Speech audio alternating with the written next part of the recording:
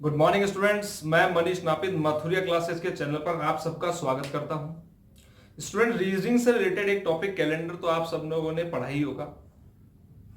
आजकल जितने भी एग्जाम्स आपको देखने को मिल रहे हैं उनमें कैलेंडर से रिलेटेड एक या दो क्वेश्चन पूछे जाते हैं, चाहे एग्जाम आपका एसएससी का हो, रेलवे का हो, पटवार का हो, एसएससी जीडी हो, यहां तक कि यूपीएससी के पेपर्स में भी कैलेंडर से रिलेटेड क्वेश्चंस आते हैं।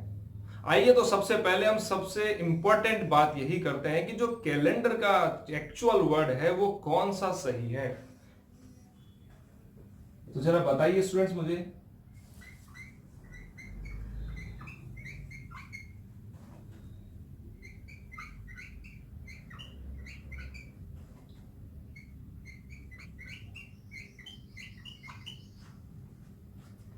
चलिए तो स्टूडेंट्स मुझे बताइए, कैलेंडर का जो पहला वर्ड आपको दिखाई दे रहा है क्या ये सही है?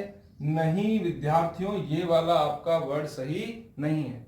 अब बेसिकली जितने भी विद्यार्थी हैं सबको कैलेंडर का ये जो दूसरा वर्ड है ये सही लग रहा होगा, लेकिन स्टूडेंट्स ये ध्यान रखें कैलेंडर का जो एंड होता है वो ईआर पर नहीं होता। क्यों? क्योंकि मैनेजर, इंजीनियर, टीचर, इन सब का जो एंड होता है वो बेसिकली ईआर पर होता है, इसीलिए मैक्सिमम स्टूडेंट्स के दिमाग में ये ईआर रहता है। तो फिर एक्चुअल में कैलेंडर का सही वर्ड कौन सा है? कैलेंडर का हमारा सही वर्ड होता है CALENDAR, यानी कि ये AR पर एंड होता है। अब इसको हम याद रखने के लिए क्या देख सकते हैं, इसकी एक शॉर्ट टिप्स बना सकते हैं।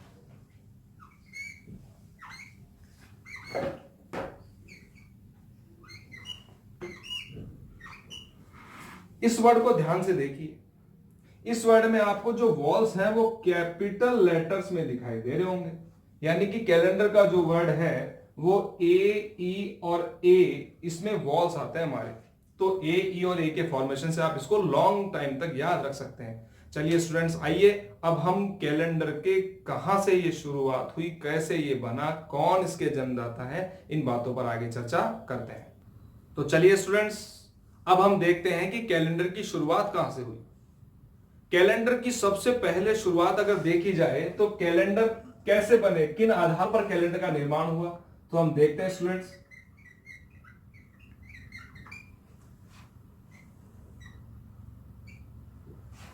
कैलेंडर बेसिकली 3 गणनाओं पर आधारित होते हैं, जिसमें पहली गणना आती है लूनी सोलर कैलेंडर की।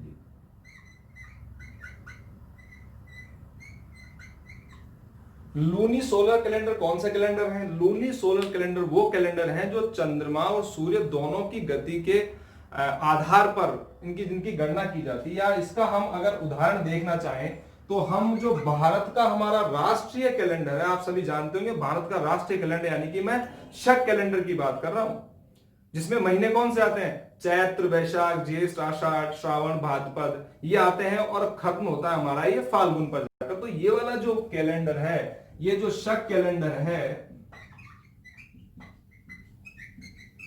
ये लूनी सोलर कैलेंडर का क्या है? एक एग्जाम्पल है। उसके बाद में अगर हम देखते हैं तो लूनार कैलेंडर देख सकते हैं।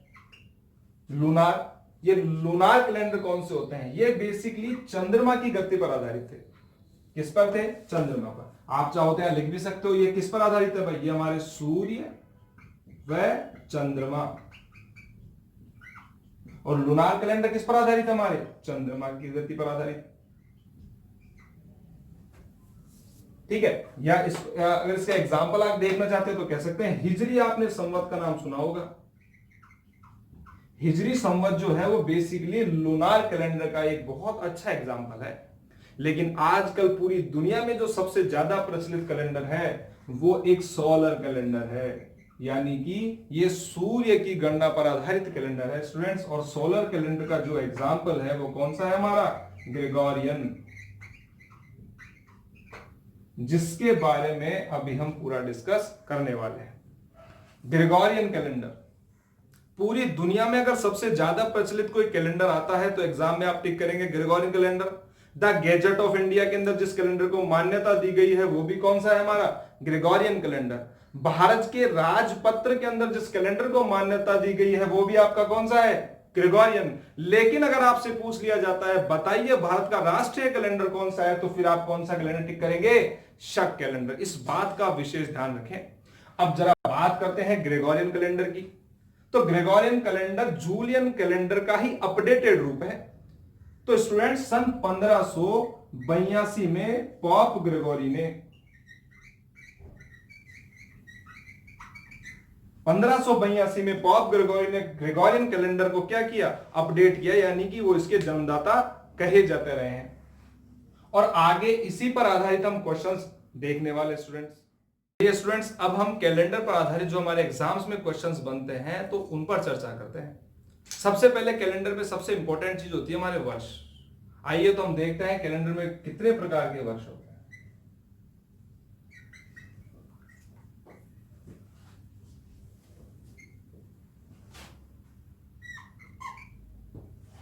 तो कैलेंडर में जो हमारे सबसे पहले वर्ष आता है वो आता है हमारा साधारण वर्ष।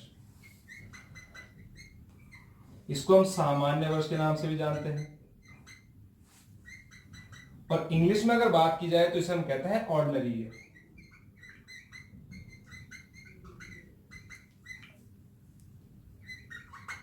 अच्छा, साधारण वर्ष क्या होता है, जिस वर्ष में 4 का पूरा पूरा भाग नहीं जाता है उसे हम साधारण वर्ष कहते हैं। इसमें फरवरी 28 दिन की होती है तथा वर्ष में 365 दिन होते हैं, तथा एक अलग प्रकार से अगर इसे बोले तो हम ये कह सकते हैं कि इसमें 52 सप्ताह वह हमारा एक दिन होता है।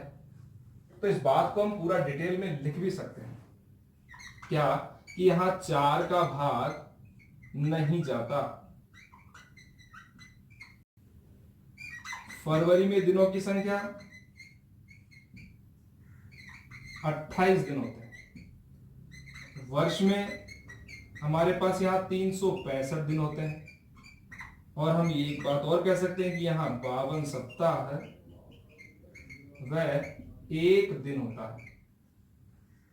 आगे अब हम वर्ष चर्चा करते हैं तो हम देखते हैं स्टूडेंट्स कौन सा वर्ष हमारा, लीप वर्ष।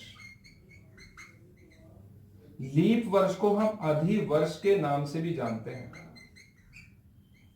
अच्छा, ये क्या है भाई, ये ऐसा वर्ष है जिसमें 4 का पूरा पूरा भाग जाता है, जैसे इंग्लिश में हम कहते हैं लीप ईयर। यहां हम लिख सकते हैं यहां 4 का भाग नहीं जाता स्टूडेंट, लेकिन लीप ईयर में 4 का पूरा पूरा भाग जाता है। यहां फरवरी में दिनों की संख्या हमारी होती है 29, यानी कि एक अतिरिक्त दिन आता है, और वर्ष में 366 दिन होते हैं। अगर बात की जाए कुल वर्ष कुल दिनों की, तो यहां 52 सप्ताह वह 2 दिन होते हैं। लेकिन स्टूडेंट्स एग्जाम में जो अब अपडेटेड क्वेश्चन बन सकता है इस पर, तो वो आप ध्यान से सुनिए।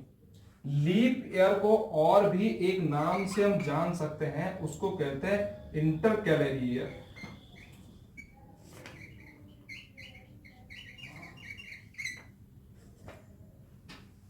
इंटरकैलेरी ईयर के नाम से भी हम जानते हैं। और स्टूडेंट्स लीप ईयर को एक नाम से और भी जाना जा सकता है, उसे कहते हैं बिसेक्सटाइल ईयर।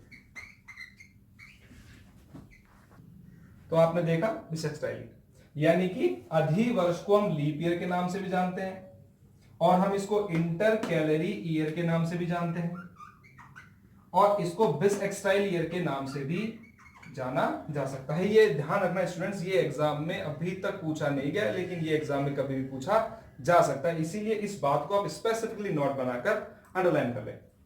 आगे देखिए स्टूडेंट्स, एक हमारा आता है सौर वर्ष।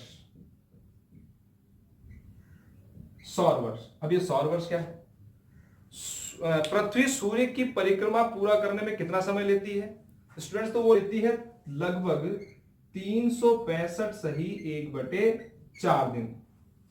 हम सभी जानते हैं, यानी कि पृथ्वी अपने अक्ष पर जब घूमती है तो उससे बनते हैं दिन और रात, यानी कि 24 घंटे में अपने अक्ष पर पूरा घूर्णन कंप्लीट कर लेती है, और सूर्य के चारों ओर परिक्रमा करने में उसका कहलाता है परिक्रमण काल।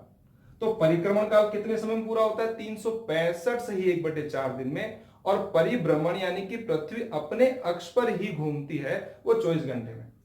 तो हम कह सकते हैं कि जो हमारा सौर वर्ष है, अगर एग्जाम में पूछा जाता है तो उसमें आएगा 365 सही 1/4 दिन। लेकिन स्टूडेंट्स अब एक बहुत इंपॉर्टेंट बात पर ध्यान दीजिए, एक हमारा ईयर और आता है, उसको कहते हैं ट्रॉपिकल ईयर। अब ये क्या है? तो स्टूडेंट्स ये अभी थोड़ी देर पहले मैंने कहा कि पृथ्वी सूर्य के चारों ओर लगभग 365 सही 1/4 दिन में अपना घूर्णन पूरा करती है। लेकिन स्टूडेंट्स ये लगभग समय है, तो एक्चुअल समय अगर हम बात करें तो वो जो एक्चुअल समय है उसे ही हम क्या कह सकते हैं? ट्रॉपिकल ईयर कह सकते हैं। तो वो क्या होता है यहां? 365 दिन 5 घंटे 48 मिनट और हमारा 48 सेकंड। ये वो समय है जब पृथ्वी एक्चुअल टाइम लेती है सूर्य के चारों ओर घूमने के अंदर। अब चलिए स्टूडेंट्स एक बहुत इंपॉर्टेंट टॉपिक्स पर हम बात करते हैं। आप बताइए मुझे, जब लीप वर्ष हम पता करते हैं तो उसका कॉन्सेप्ट क्या पढ़ा हमने? लीप वर्ष पता करने के लिए हमने पढ़ा वर्षों में तो 4 का भाग।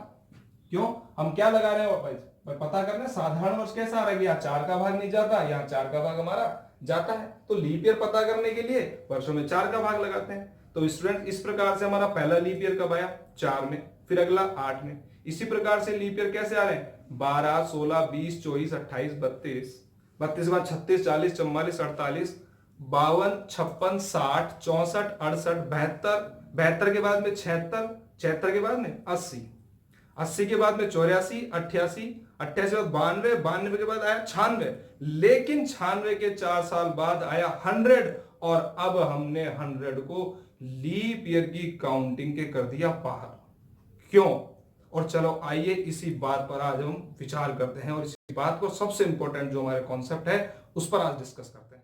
तो स्टूडेंट्स हम बात कर रहे थे कि क्यों हमारा जो 100 वाला वर्ष होता है वो लीप ईयर नहीं है, और क्यों हमारा 400 वाला जो वर्ष होता है वो लीप ईयर माना जाता है। चलिए तो देखते हैं स्टूडेंट्स।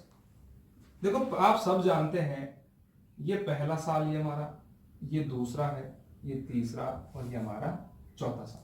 हम सब जानते हैं कि पृथ्वी सूर्य की परिक्रमा करने में हम सौर वर्ष की बात कर रहे हैं, तो कितना समय ले रही थी? 365 सही 1/4 दिन। तो पृथ्वी तो हर बार लगभग इतना समय ले रही है, 365 सही 1/4 दिन। यहां भी 365 सही 1/4, यानी कि हम कह सकते हैं प्रति वर्ष लगभग पृथ्वी इतना ही समय ले रही है। यानी कि 365 दिन तो पूरा पूरा घूमती ही है, उसके साथ में दिन का चौथा हिस्सा और जा रही है। तो क्या आपने कभी बोला है कि आज पौने 1 दिन? कभी नहीं बोला। यानी कि हम क्या कर रहे हैं, कैलेंडर को व्यवस्थित करने के लिए 1/4 दिन यानी दिन का हमने चौथा हिस्सा क्या कर दिया, ये चौथाई हिस्सा हमने यहां से हटा दिया, यानी कि रिमूव कर दिया। इस दूसरे वर्ष में भी हमने ये जो चौथाई हिस्सा है ये छोड़ दिया, तीसरे वर्ष का भी चौथाई हिस्सा कह सकते हो, और नहीं तो आप कह सकते हो इसको 6 घंटे, ये हमने क्या कर दिए भाई, छोड़ दिए। लेकिन क्या है कि समय को हम छोड़ नहीं सकते, तो इन कितने जो हमने ये 3/4 अगर इनको जोड़ा जाए तो कुल मिला के दिन का कितना बनेगा, ये 3/4 जो हिस्सा है ये हम छोड़ चुके हैं, लेकिन समय को छोड़ा नहीं जा सकता। इसीलिए ये जो 3/4 हिस्सा है वो इस 1/4 हिस्से में जुड़कर बना देता है पूरा का पूरा हमारा एक दिन। इसीलिए यहां पर हर चौथे साल में जो दिनों की संख्या है वो एक अतिरिक्त हो जाती है, यानी कि दिन कितने हो गए 365, और एक अब 366 दिन हमारे हो जाते हैं। तो सर इस प्रकार से तो फिर अब 4 के बाद में हम बात कर रहे थे थोड़ी देर पहले कि 8, 12, 16 सब में आना चाहिए, लेकिन 96 के बाद जैसे ही 4 साल बाद आते हैं तो भाई ये जो 100वां साल आया, तो 100वां साल हमारा जो है वो लीप ईयर की काउंटिंग के बाहर क्यों किया गया? तो अब जरा गौर कीजिए स्टूडेंट्स, यहां पर मैं बार बार कह रहा हूं कि लगभग वो 365 के साथ 1/4 दिन लगभग जारी है, लेकिन ये समय एक्चुअल में नहीं है। तो सर जो एक्चुअल टाइम है वो क्या है? वो एक्चुअल टाइम हमने पढ़ा था ट्रॉपिकल ईयर के बारे में। अगर 1/4 दिन को देखा जाए तो कितना समय है? तकरीबन 6 घंटे। लेकिन जब ट्रॉपिकल ईयर में पढ़ रहे थे तो क्या आ रहा था? 365 दिन 5 घंटे 48 मिनट और 48 सेकंड। मतलब हम समय को क्या कर रहे हैं? एक्स्ट्रा कवर करके चल रहे हैं। तो अब जरा देखिए ध्यान से, पृथ्वी एक्चुअल क्या टाइमिंग लेती है। तो इस बात को हम समझते हैं, हम कह सकते हैं इसको 365 और 0.2425 ये पृथ्वी का एग्जैक्ट रोटेशन है। यहां पर भी 0.2425, 0.2425 और 0.2425। अगर हम इन 0.2425 को हमने छोड़ा यहां पर, इसको भी हमने यहां पर लीव किया, इसको हमने यहां पर लीव किया, और भाई ये 0.2425 जब 4 से आप इनको मल्टीप्लाई करते हो तो बेटा ये बनाएगा आपका 0.97 डे ओनली। ये पूरा एक दिन नहीं बना रहा है, हम वहां एक दिन ऐड कर रहे हैं पूरा, लेकिन एक्चुअल में ये दिन कितना ऐड होना चाहिए था, ये 0.97 होना चाहिए था, लेकिन एक्स्ट्रा कितना ऐड कर दिया हमने यहां एक्स्ट्रा कर दिया 0.03।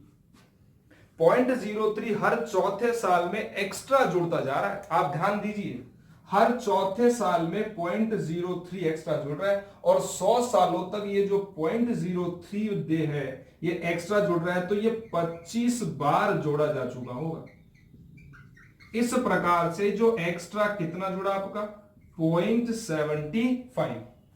तो जब 100वें जब 100th ईयर में हम जाते हैं तो 0.75 एक्स्ट्रा जुड़ चुका है। तो स्टूडेंट्स यहां एक्स्ट्रा नहीं जोड़ेंगे, यहां आपको इसे घटाना होगा। लेकिन जब 100वें साल में हम जाते हैं तो वहां हम इसको लीप ईयर नहीं ले रहे, यहां पूरा हम क्या कर रहे हैं भाई, एक दिन पूरा कम कर रहे हैं। और जब एक दिन हम पूरा कम करते हैं, हमें कम केवल 0.75 करना था, हम यहां पूरा एक दिन कम कर रहे हैं, तो यहां हम देखते हैं कि 0.25 जो है वो डे वो ज्यादा कम हो जाता है। यानी कि हर 100वें साल में 0.25 जो दिन है वो ज्यादा कम हो रहा है। यानी कि इस 100वें साल में 0.25 दिन कम हुआ, 200 में भी 0.25 कम हुआ, 300वें साल में भी 0.25 कम हुआ। और भाई हम छोड़ नहीं सकते समय को, थोड़ी देर पहले बात कर रहे थे, जो 0.75 कम हुआ है इसे हम 400वें साल में जाकर जोड़ देते हैं, क्योंकि ऑलरेडी यहां 0.25 है, तो ये बना देता है हमारा यहां पर पूरा एक दिन। इसीलिए जो 400वां साल है वो लीप वर्ष की काउंटिंग में हमारा आता है। स्टूडेंट्स देखा आप लोगों ने, हमने इस पूरे कैलेंडर की बेसिक जो नॉलेज होती है, यानी कि बेसिक जो अंडरस्टैंडिंग होती है, उसको पूरी तरीके से समझ लिया है। लेकिन अब क्या है कि एग्जाम्स में इतनी ज्यादा फॉर्मेलिटीज है, इतना ज्यादा कॉन्सेप्ट अंडरस्टैंड नहीं कर सकते, तो हम एक लास्ट में क्या बात याद रख सकते हैं कि लीप वर्ष पता करने के लिए वर्षों में तो 4 का, लेकिन जब शताब्दी आ जाए तो उसमें 400 का भाग लगाते हैं। स्टूडेंट्स इस वीडियो में मेरे साथ अंत तक बने रहने के लिए आपका बहुत बहुत धन्यवाद, और इस पर आधारित जो क्वेश्चंस हैं हम जल्द ही अगले टॉपिक में डिस्कस करेंगे। लेकिन अगर आप इन बातों को बहुत अच्छे से डेप्थ से समझना चाहते हैं तो मथुरिया क्लासेस के ऐप को प्ले स्टोर से डाउनलोड करना बिल्कुल नहीं भूलें। और अगर आपको ये वीडियो पसंद आया हो तो please like, share and subscribe the Mathuria classes app. Thank you.